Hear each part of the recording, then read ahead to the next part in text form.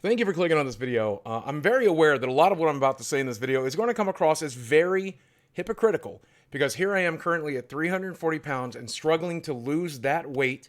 But I'm still going to say what I need to say here because I believe it is not okay to be obese. It's certainly not okay to be morbidly obese, 100 pounds overweight. But if you're 50 pounds or more overweight, you really should consider losing that weight and doing whatever it takes to lose that weight because it's not okay to be fat. It's not. It's absolutely not. And I'm going to explain why. First off, I want to show you a little bit of my history because this is me at, I don't know, 8, 9, 10, 11. I'm not sure how old I am here. I do know that I was well overweight. And this is back in the 80s when not a lot of people were my size. You would not see a lot of kids that size.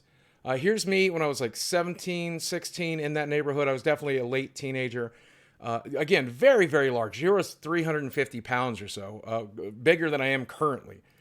Here's me in 1997, around about 400 pounds.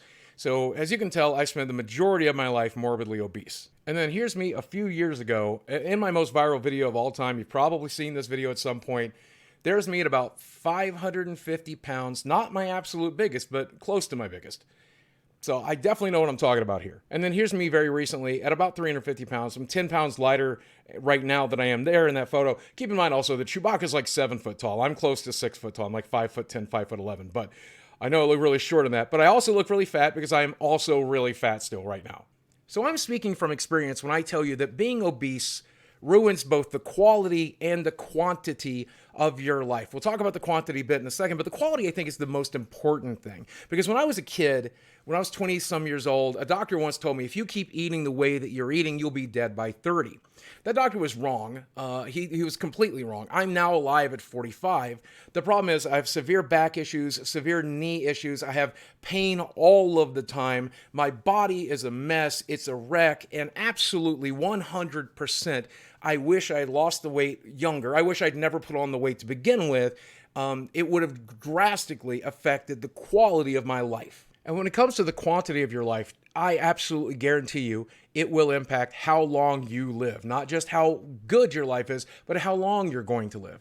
Currently, 18% of deaths between the ages of 40 to 85 are obesity related. Over 300,000 deaths per year are due to the obesity epidemic. And it looks like, based on this statistic, if I'm reading it correctly, having ever been morbidly obese will double the chance that you'll die early.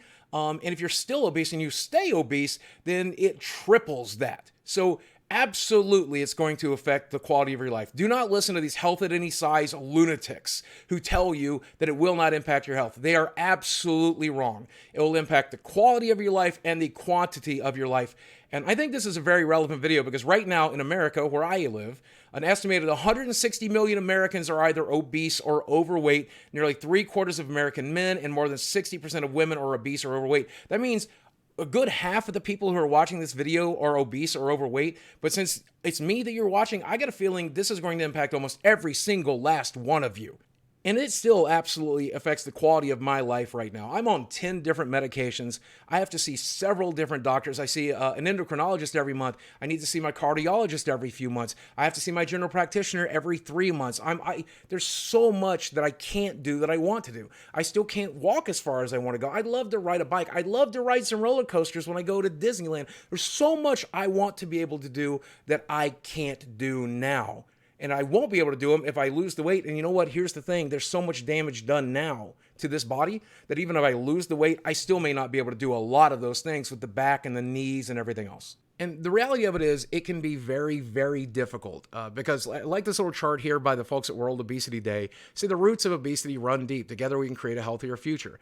Some of the roots to obesity absolutely is whether or not you have access to healthcare, because if you can't talk to the right doctors, you can't talk to the right nutritionists, you can't talk to the right therapists, you're not going to be able to figure out what works for you. A lot of people won't be able to. Maybe you can if you're smart enough, but not everybody. Life events, some of the bad stuff that happens to you, or the bad situation you're currently in. Being poor and having to eat a poor diet, eat cheap food can be a big impact on it as well. Mental health, absolutely. That's one of my biggest issues, is that I have a self-destructive personality. You've watched me self-destruct on YouTube over the last few years, so you know that I am absolutely not mentally well. The access to the food that you have, whether you have healthy food options, is even not necessarily something you're guaranteed to have. There are things called food deserts. Whether or not you're sleeping enough, whether or not you're getting quality sleep can impact it. There is genetic risk. I know a lot of people hate it when people mention genetics, but it's not necessarily affecting calories in versus calories out, but genetic risk, whether or not you become a food addict, whether or not you have the right hormones in your system to make your body work correctly. Some people have pituitary gland issues.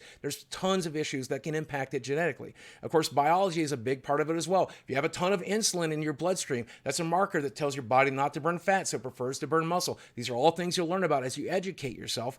And then, of course, the stigma against it. A lot of people hate fat people. A lot of people are going to tell you how to live your life. They're going to tell you what to do. They're going to ignore that this is a personal battle and a personal choice. And one of the biggest issues I faced is that a battle like this has taken me a long time, maybe too long of a time if I'm being honest with myself. But regardless, it's going to take you as long as it takes you. You may never successfully beat your eating disorder. That's entirely possible. A lot of people are used to the biggest loser. A lot of people are used to people instantly transforming. That's what they want for you. That's what they want for me. It's not necessarily always how it works, but you should constantly be on a road to self-improvement. And the stigma thing is very real, by the way, because if you're watching this video because you're expecting me to bully fat people, or you're expecting permission from me to go bully fat people or a reason to go do it, absolutely not the case. Bullying fat people is never going to make the situation better. It's only going to make the stigma worse. And if that person's dealing with an eating disorder brought on by their mental health or a biological issue that they're fighting, like pituitary gland, that's just going to decrease the quality of their life. It's going to compound the issue. I will admit there's probably a handful of people out there who've responded to that kind of negativity, but most people respond with positivity. Most people respond to kindness and love, and by improving the quality of their lives. That's what you should do if you have a friend or family member out there. People treat you differently because you're fat. They also do it if you're too skinny, if any eating disorder, if you're not eating exactly the way other people want you to, you're going to hear about it quite a bit. God knows how many times I've seen a very skinny person being told to go eat a sandwich, right? So they're going to tell you, fat people, to go eat a salad. It's never the right answer. It's a personal choice. It's a thing that they need to work on their time, with their schedule, with their therapist, with their doctor. You don't factor into it. Doesn't matter if you like the way they look or not. Doesn't matter if you love them and you want them to be healthier. The only thing you can do is encourage them to be healthier in a positive, caring, loving way. End of story. And even sometimes that can make the stigma worse. I'm getting off track. The point of this video is, if you're a viewer of mine, a fan of mine, a hater of mine, if you clicked on this video and you have no clue who I am, I want to tell you something very, very simple and very important.